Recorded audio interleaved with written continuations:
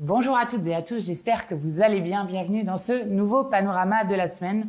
Alors, cette semaine, on va parler des polémiques qui ont été faites autour de la présence des Insoumis à la commémoration pour les victimes des crimes de guerre du Hamas du 7 octobre, donc cérémonie qui avait eu lieu le 7 février. On va parler évidemment de la nécessité de continuer plus que jamais autour de la question du cessez-le-feu en Palestine. On va parler de la crise politique dans laquelle se retrouve ce gouvernement qui décidément ne sait plus comment s'en sortir. On va parler de l'enjeu du numéro 1 du 21e siècle qui est celui du dérèglement climatique, notamment avec Total. Et puis, je terminerai pour vous dire à quel point cette semaine, le mouvement insoumis s'est inscrit dans l'histoire longue, voire très longue, de notre pays. Et pour nous, c'en est une fierté. Je vous explique. Générique.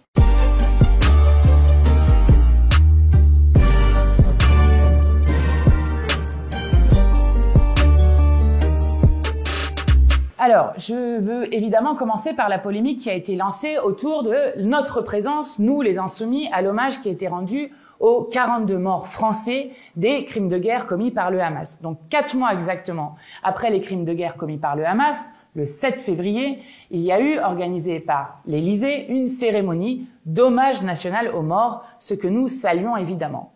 Dans une vie démocratique et dans une république, il y a des moments pour la polémique, pour les discussions politiques, et il y a des moments où la nation tout entière se retrouve, se recueille dans une forme de dignité autour d'hommages qui sont rendus aux morts avec les familles de victimes qui étaient présentes. L'extrême droite, avec Monsieur Meyer Habib, a commencé à lancer une polémique sur notre présence à l'hommage, ce qui est d'abord d'une indignité absolue et une méconnaissance totale de ce que sont les hommages nationaux.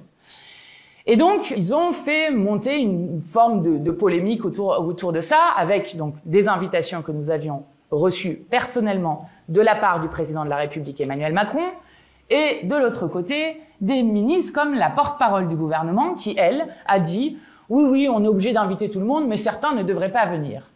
Cette polémique est d'une indécence totale, parce que, encore une fois, il ne peut pas y avoir de polémique lorsqu'il y a un hommage aux morts. Et donc, nous avons fait ce qui est notre devoir comme responsable politique, c'est-à-dire, en recueillement avec la nation tout entière, rendre hommage aux morts. Et il y a eu une scène intéressante parce que les seuls qui ont été indécents dans cette histoire, c'est justement celui qui a monté cette polémique, c'est-à-dire Monsieur Meyer Habib. Monsieur Meyer Habib qui, on le voit sur une vidéo, s'est retrouvé à interpeller Manuel Bompard en plein début de cérémonie et faire juste après la bise à Jordan Bardella. On voit bien vers où vont ses affinités politiques, c'est-à-dire vers l'extrême droite. Donc, le seul qui a eu une indignité dans ce moment d'unité nationale, c'est celui qui provoque une polémique autour de cela et qui a d'ailleurs tellement provoqué une polémique qu'à un moment, on ne parlait même plus de celles et ceux à qui on rendait hommage, c'est-à-dire celles et ceux qui ont été tués dans les massacres ignobles du 7 octobre. Donc, nous avons, nous, tenu notre rôle. Et je suis celle qui ai demandé, au nom de mon groupe, qu'il y ait un hommage qui soit rendu à l'ensemble des morts français dans le conflit du Proche-Orient, aux morts israéliens qui sont morts dans les crimes de guerre du Hamas, mais aussi aux morts franco-palestiniens qui continuent de mourir dans le cadre des crimes de guerre commis par Monsieur Netanyahou et donc le gouvernement d'extrême droite israélien. L'Élysée, c'est une bonne nouvelle, je salue cette nouvelle, a annoncé qu'il ferait aussi un temps d'hommage et de commémoration à ces victimes franco-palestiniennes qui ont été tuées dans ce conflit au Proche-Orient.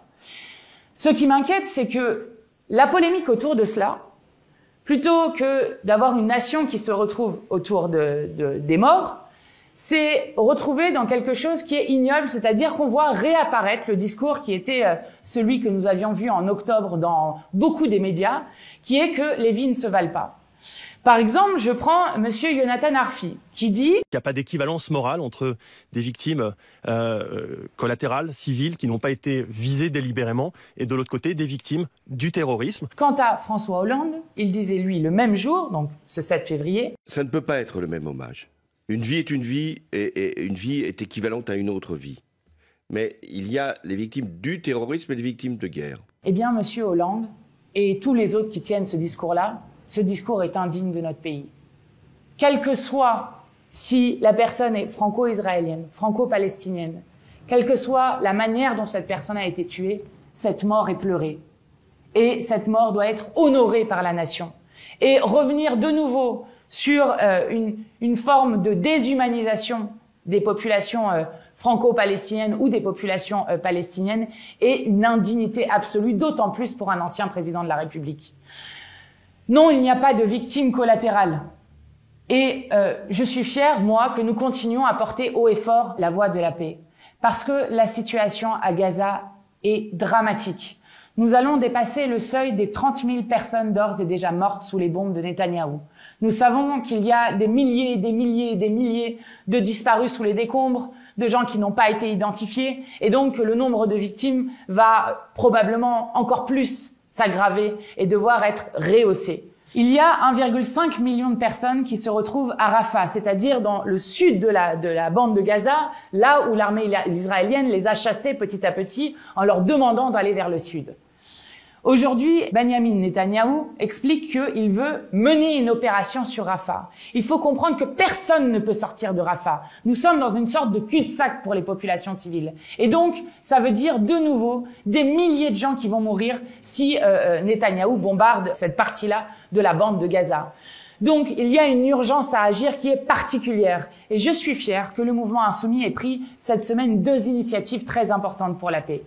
La première, c'est la délégation parlementaire qui a été menée par Éric Coquerel, avec des parlementaires d'ailleurs insoumis, 8 parlementaires insoumis, mais aussi des parlementaires de d'autres groupes qui sont allés justement au poste frontière de Rafah, c'est-à-dire entre l'Égypte et la bande de Gaza, pour dire cesser le feu immédiat et inconditionnel, pour en quelque sorte porter un signal que il y a une voix de la France qui continue d'agir de toutes ses forces, de toutes les manières qu'elle peut, pour dire qu'il faut un cessez-le-feu immédiat et inconditionnel, ainsi qu'une solution politique qui permet la paix et la sécurité du peuple israélien et du peuple palestinien.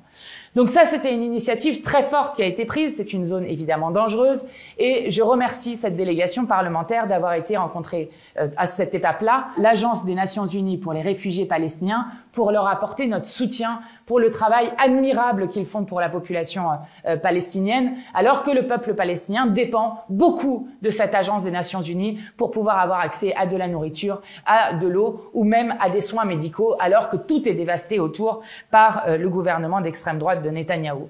Ça, c'est la première initiative que nous avons prise. La deuxième, qui est elle aussi une belle initiative qui a été portée par le député insoumis Jean-François Coulombe, avec la présence de Jean-Luc Mélenchon, c'est celle qui a été à Genève marcher jusqu'à l'ONU pour, dans une grande manifestation avec les associations, là aussi redire à la fois notre soutien au secrétaire général de l'ONU qui ne cesse d'être attaqué par Netanyahou, mais aussi l'appel au cessez-le-feu immédiat et inconditionnel, d'autant que les choses peuvent s'accélérer parce que la Cour internationale de justice a donné jusqu'au 26 février à Israël pour se conformer aux mesures conservatoires qu'ils ont demandées suite à ce qu'ils ont qualifié de risque génocidaire. Nous entendons par-ci par-là des rumeurs sur le fait que peut-être un cessez-le-feu ou une trêve pourrait être imminente, ce que j'espère de tout mon cœur. On vient d'apprendre malheureusement que Netanyahou refusait les propositions pour un cessez-le-feu qui étaient proposées par le Hamas. Il faut impérativement que la pression politique continue de s'accroître autour de Netanyahou pour le faire céder et arrêter ce qui foudroie notre humanité commune et reste comme ce qui pourrait être le premier génocide du XXIe siècle et appelle à mettre toutes nos forces dans la bataille. Nous continuerons évidemment à porter cette voix du droit international et de la paix. Ça, c'est la première chose qui est très importante. Deuxième chose, ça c'est un autre sujet, on arrive sur la situation nationale. Cela fait maintenant 1 mois que le gouvernement Attal, que le Premier ministre Attal, puis son gouvernement avec moult péripéties, ont été nommés. Alors, il y avait normalement un effet waouh autour du plus jeune Premier ministre de l'histoire de notre 5e République. Bon, entre-temps, ça s'est complètement effondré. Alors, entre Oudéa Castéra, qui chaque jour invente une nouvelle polémique, je pense que si elle n'existait pas, il faudrait l'inventer. Et puis, des polémiques qui arrivent, par exemple, quand, au moment de la motion de censure, puisqu'il nous a refusé la confiance, au moment de la motion de censure, quand Boris Vallaud, président du groupe socialiste, est en train de parler de la souffrance au travail, de la manière dont le travail tel qu'il est fait aujourd'hui abîme les corps, eh bien vous voyez Monsieur Attal qui tranquillement est en train de montrer aux membres de ce gouvernement des petites photos de chiots parce que ça doit être mignon, ça doit les faire rigoler, et qui montre qu'il n'en a absolument rien à faire de la souffrance qui est en train d'étrangler le pays. Donc vous avez c'est un effet de souffle, de nouvelle page que devait ouvrir le gouvernement qui s'est complètement effondré. En plus, entre-temps, vous avez eu le mouvement des paysans où, comme d'habitude, c'est-à-dire que vous avez un mouvement de colère extrêmement forte, et que fait le gouvernement? Eh bien, il n'apporte aucune réponse politique de long terme, et il n'y a toujours rien sur à la fois le revenu des paysans, de même que les accords de libre-échange qui continuent. Donc, depuis qu'Emmanuel Macron a été réélu président, vous êtes dans une forme de crise permanente du pays. C'est-à-dire qu'ils ont tellement abîmé le pays, ils ont tellement poussé tout à bout, l'éducation qui ne tient plus debout, l'hôpital public qui s'est effondré, les manifestations, les plus grandes manifestations depuis 50 ans sur la question des retraites, sur lesquelles ils sont passés en force. Les révoltes urbaines de jeunes qui disent « nous voulons des mesures politiques » sur la fin des morts pour refus d'obtempérer, puisque la France détient le triste record du nombre de morts pour refus d'obtempérer, le plus grand d'Europe. De même sur la question de toutes celles et ceux qui se sont battus sur les augmentations de salaire qu'ils refusent obstinément. Celles et ceux qui se sont battus à Sainte-Soline notamment pour défendre le bien commun qu'est l'eau. À chaque fois, c'est la même réponse, c'est la répression et aucune solution durable qui n'est apportée dans le pays, et de fait, ils ont transformé le pays en une forme de cocotte minute. Alors là, la crise politique, elle est en train de s'accroître. On avait franchi un seuil avec la loi immigration. Rappelez-vous, loi immigration votée par 100% des députés Rassemblement National, mais avec 25% des députés de leur majorité qui soit avaient voté contre, soit s'étaient abstenus. Donc là, on sentait la crise arriver. Arrive Gabriel Attal, normalement ça doit tout arranger, puis ils mettent du temps à faire un premier bout de gouvernement, et là, un mois après, on n'a toujours pas la suite du gouvernement. Mais pire que ça, on apprend que M. Bayrou, qui était normalement celui qui était pressenti pour prendre la suite d'Oudéa Castéra. Je vous le dis juste, mais Bayrou est commissaire au plan. Si vous regardez les derniers rapports que le commissariat au plan a fournis dans les 3 derniers mois, il n'y en a qu'un seul. Donc autant vous dire que vu comment il travaille, ça annonce de belles choses sur l'éducation nationale. Bon. Eh bien, il annonce que finalement non, lui qui était prêt à rentrer au gouvernement hier, aujourd'hui, du fait de désaccords profonds, il ne peut plus rentrer au gouvernement. Alors ça annonce une crise dans le gouvernement entre Renaissance, donc qui est le parti d'Emmanuel Macron, et puis leurs alliés qui sont le MoDem et Horizon, et M. Bayrou est celui qui est le chef du parti du mouvement démocrate du MoDem, donc, des démocrates.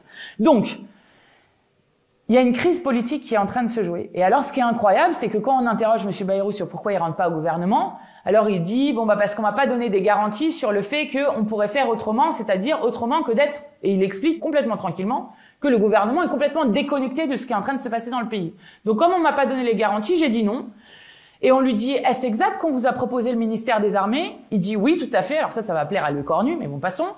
Et il dit, mais l'armée, c'est peut-être la seule chose qui va à peu près bien dans notre pays, alors que tout le reste va mal, donc moi, j'ai pas envie de prendre un ministère où je peux pas aider le pays à aller mieux sur des choses. Alors ça, c'est un aveu quand même. Ça veut dire qu'en fait, M. Bayrou est en train d'avouer qu'il fait partie d'une majorité depuis pratiquement 7 ans, qui, en fait, est responsable de l'état dans lequel est le pays, puisqu'il n'y a que sur l'armée qui reconnaît, et encore on pourrait discuter de ça, mais c'est pas l'objet de cette vidéo, mais qu'il n'y a que sur l'armée qui reconnaît que ça va à peu près bien, tout le reste étant dans un état catastrophique, c'est ce qu'il explique. Donc je trouve que c'est un aveu intéressant, et surtout, ça montre un approfondissement de la crise politique chez les macronistes, et le fait qu'on nous ait annoncé, alors ça fait 1 mois Gabriel Attal, qu'on nous annonce que ça soit lundi que sera annoncé le remaniement, puis en fait finalement ça sera mardi, puis en fait ça sera finalement mercredi, puis en fait finalement ça sera jeudi, et je ne sais pas quel jour ils le feront, prouve que non seulement ils n'arrivent pas à trouver qui veut rentrer sur le bateau qui coule, et qu'ils ont un grave problème pour tenir les équilibres de leur majorité.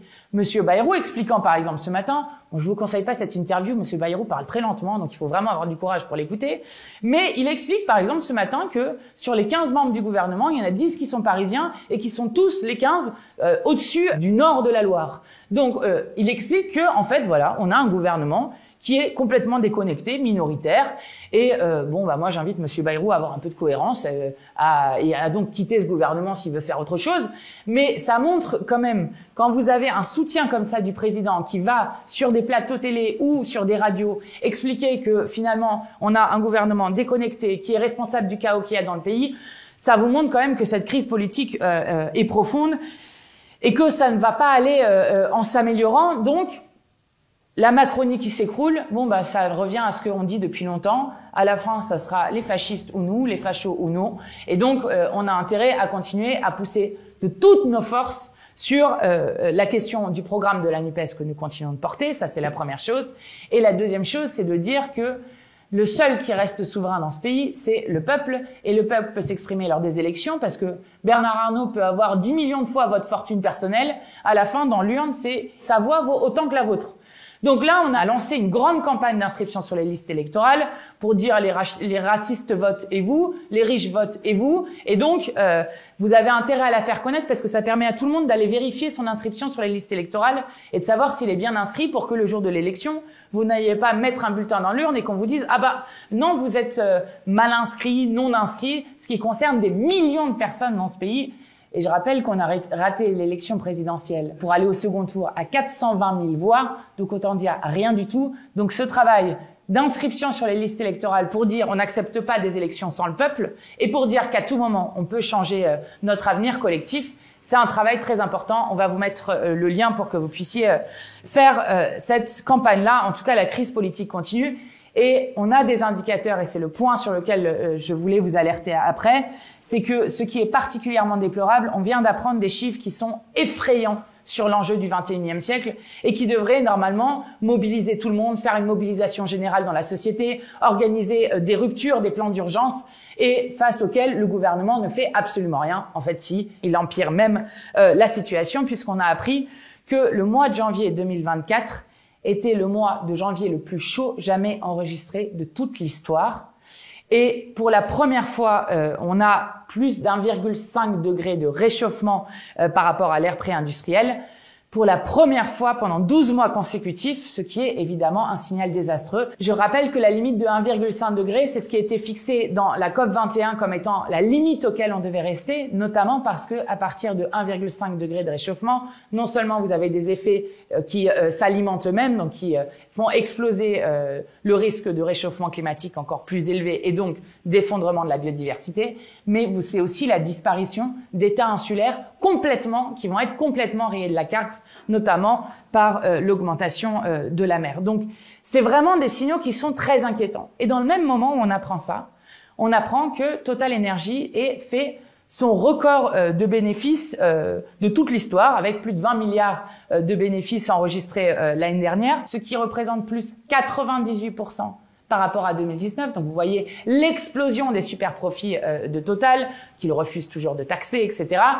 Et avec un gouvernement, je vous disais, qui ne fait rien, ce n'est pas exact. Ils ont par exemple remis la Légion d'honneur à Pouyanné, donc le PDG et le patron de Total, qui est celui qui justement détruit les possibilités d'un avenir collectif dans le seul écosystème qui est compatible avec la vie humaine. Ça devrait être l'enjeu qui devrait tous nous mobiliser, plutôt que d'avoir un gouvernement qui, de nouveau, annonce que il y a un petit trou de 12 milliards dans la caisse, donc où est-ce qu'on va la trouver? Bon, dans les poches de Total, non, surtout pas. Alors, qu'est-ce qu'ils ont trouvé comme idée? Ils sont en train de nous parler d'aller chercher les 12 milliards d'euros dans les poches des gens qui ont des maladies chroniques. Je ne sais pas si vous vous imaginez ce gouvernement. Donc, on a vraiment une urgence pour changer et faire bifurquer extrêmement rapidement le mode de production et de consommation. Et on doit y arriver vite, les amis, parce que c'est cet enjeu-là dont on est en train de parler, un enjeu dont eux, ils n'ont absolument que faire, parce que c'est vraiment les riches, c'est après moi le déluge. Quoi qu'il se passe, il faut toujours accumuler, détruire. Et donc, il va falloir leur mettre un stop très, très rapidement. Dernière chose dont je voulais vous parler, dont je suis très fière, c'est la manière dont le mouvement insoumis, cette semaine, s'est inscrit dans le temps très long. Notamment, j'étais présente samedi au Mans pour la commémoration de la première abolition de l'esclavage. C'était le 4 février 1794. Pendant que j'étais présente au Mans, le lendemain, il y a eu une grande cérémonie aussi avec plusieurs députés insoumis qui étaient présents à Nantes cette fois-ci. Alors ça s'inscrit d'abord dans l'histoire longue de ce qu'a fait la France insoumise. D'abord parce que c'est Jean-Luc Mélenchon qui, dans la campagne de 2017, avait commémoré cette première abolition de l'esclavage en allant dans un petit village qui s'appelle Champagné. Puis, en 2022, c'est lui qui avait remis à l'ordre du jour justement cet hommage au Mans, puisque au Mans, il se trouve qu'il y avait un député de la Convention qui s'appelait René Levasseur, et qui est celui qui a, en quelque sorte, est considéré comme un de ceux qui a été l'auteur, qui a beaucoup contribué à la première abolition de l'esclavage. Donc ça, c'est ce que Jean-Luc Mélenchon a fait dans le mouvement Insoumis. Et ensuite, vous avez Jean-Hugues Ratenon qui, lui, le premier avait déposé une proposition de loi pour faire du 4 février le jour d'hommage national férié dans toute la France pour commémorer la première abolition de l'esclavage. Cette date est dans notre programme et au pouvoir, nous ferons du 4 février un jour férié pour le commémorer. Et puis, de Younous Omarjee, qui est le premier à avoir fait reconnaître au Parlement européen et fait voter le fait que l'esclavage est un crime contre l'humanité. Donc c'est une victoire qui nous fait rentrer dans la grande porte de l'histoire. Et puis on était au Mans pour une deuxième raison, c'est que en même temps qu'on commémorait l'abolition de l'esclavage, on a aussi lancé un comité de parlementaires, mais aussi de chercheurs, d'universitaires, d'artistes, qui veulent que le buste de René Levasseur, ce député qui a fortement contribué à l'abolition de l'esclavage le 4 février 1794, mais aussi le portrait de Jean-Baptiste Belley, et ça c'était Alexis Corbière qui l'avait demandé pour la première fois pour notre groupe, soit mis à l'honneur à l'Assemblée nationale. Jean-Baptiste Belley, c'est le premier député noir français, qui est celui qui a non seulement contribué à l'abolition de l'esclavage, donc le 4 février 1794, puisqu'il était député de Saint-Domingue, aujourd'hui Haïti, mais qui est celui qui non seulement l'a fait dans la loi, mais aussi dans les faits, parce qu'il faut toujours se rappeler quand on parle de l'abolition de l'esclavage, que l'abolition de l'esclavage n'est permise que par la lutte des esclaves eux-mêmes, et que c'est la lutte des esclaves qui a permis de récupérer leur liberté et de conquérir cette abolition de l'esclavage, puisque Jean-Baptiste Belley a notamment participé à la première abolition de l'esclavage de fait, pas le 4 février 1794, mais avant, le 29 août 1793. Et je crois que ça, c'est une des grandes leçons de l'histoire sur le fait que la liberté n'existe pas sans ses défenseurs. Et cela doit nous inspirer sur toute la suite des combats qu'on continue. Et pourquoi nous, on aime particulièrement le 4 février 1794, c'est parce que c'est une abolition de l'esclavage qui est quasiment unique dans l'histoire, parce que c'est une abolition de l'esclavage qui est sans indemnisation des maîtres. Or, vous savez, après, l'esclavage sera remis à l'ordre du jour par Napoléon et finalement aboli définitivement en France en 1848, mais cette fois-ci avec indemnisation des maîtres. Et la deuxième chose qui fait rentrer le mouvement insoumis aussi dans la longue histoire, c'est la commémoration du 8 février 1962, donc de cette répression extrêmement sanglante qui avait été faite, celle qu'on appelle celle du métro Charonne, qui avait été faite contre des dizaines de milliers de personnes qui manifestaient en 1962 contre l'OAS et les attentats de l'OAS, qui avaient notamment fait un attentat la veille où ils avaient défiguré une petite fille de 4 ans et qui manifestaient pour une Algérie libre et pour la paix. Eh bien, cette manifestation, sous les ordres de Papon notamment, avait été réprimée extrêmement fortement par la police française, avec 9 personnes qui étaient mortes et des centaines de personnes qui avaient été blessées. Donc on commémore cette date-là aussi en l'honneur de celles et ceux qui ont lutté pour la liberté. Et je veux d'ailleurs vous conseiller un livre qui est extrêmement bien fait, qui est un livre de Michèle Audin. Alors Michèle Audin, vous devez peut-être la connaître parce que c'est la fille de militants très célèbres, puisque c'est la fille de Maurice et de Josette Audin, et notamment Maurice Audin qui avait perdu la vie en se battant justement pour l'indépendance de l'Algérie, et qui raconte non pas le 8 février 1962, ni même le 17 octobre 1961, où là aussi on avait noyé des Algériens, mais elle raconte une autre date qui est celle du 14 juillet 1953, où là aussi il y avait eu plusieurs morts. Et elle raconte des choses qui malheureusement font encore écho aujourd'hui. Les flics montent, les rattrapent, vas-y, c'est un bico, et ils y vont. Donc ils tirent sur la foule, et donc dans ce livre, il raconte, alors que même les valeureux policiers ont tiré en l'air, pourtant chacune de leurs balles, chaque balle retrouvée dans un corps d'homme devenu un cadavre ou pas, était parfaitement identifiable, a été identifiée. Oui, on sait exactement lequel de ces policiers a tiré, laquelle de ces balles, et pourtant il a suffi de répéter « j'ai tiré en l'air » pour bénéficier d'un non-lieu. Pas de procès des policiers. Quand bien même ces balles identifiables, c'était gênant. Les non-lieux ont été plus faciles les années suivantes avec les fameux bidules, les bâtons de défense qu'ils utilisaient, qui ont fait merveille le 17 octobre et à Charonne.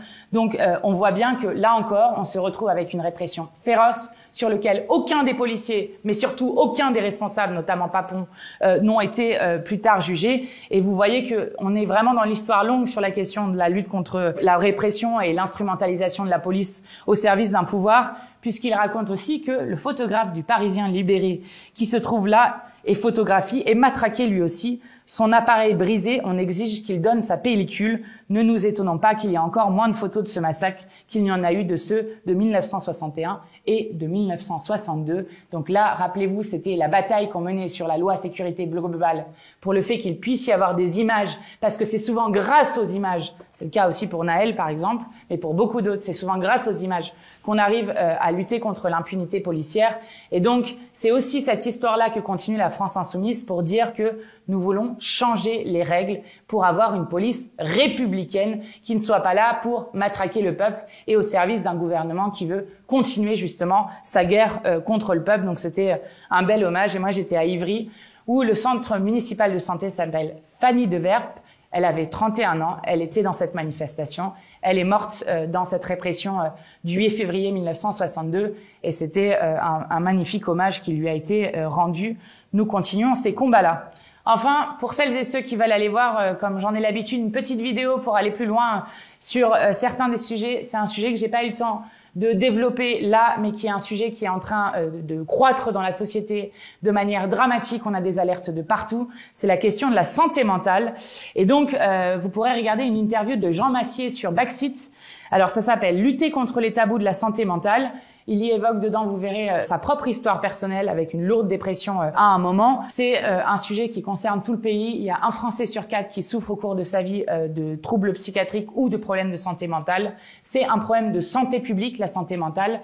Et on voit bien que en ce moment, avec à la fois ce qui a été vécu pendant le Covid, le fait que l'avenir semble complètement bloqué par ce pouvoir et la pauvreté qui accroît aussi des situations de souffrance très fortes, notamment chez les enfants, puisqu'une étude a montré que, alors qu'on a un enfant sur 5 qui vit sous le seuil de pauvreté, une étude a montré que les enfants qui vivent dans la pauvreté, qui sont précarisés, ont 3 fois plus de risques que d'autres enfants de se retrouver à un moment dans leur vie hospitalisés pour des troubles psychiatriques. Donc c'est vraiment un sujet très important et la psychiatrie est, je crois, le parent pauvre de la santé. Donc vous voyez l'effondrement de l'hôpital public en général, imaginez l'effondrement de la psychiatrie. Donc c'est un sujet vraiment important. Il y a des indicateurs sur un nombre d'idées suicidaires chez les jeunes qui est en train d'exploser là aussi. Donc c'est un vrai sujet politique. Si vous voulez, allez voir la vidéo, c'est bien fait et ça vous apprendra plein de choses. Très belle semaine à vous. Et puis, si vous voulez donner un petit peu de force, n'hésitez pas à vous abonner.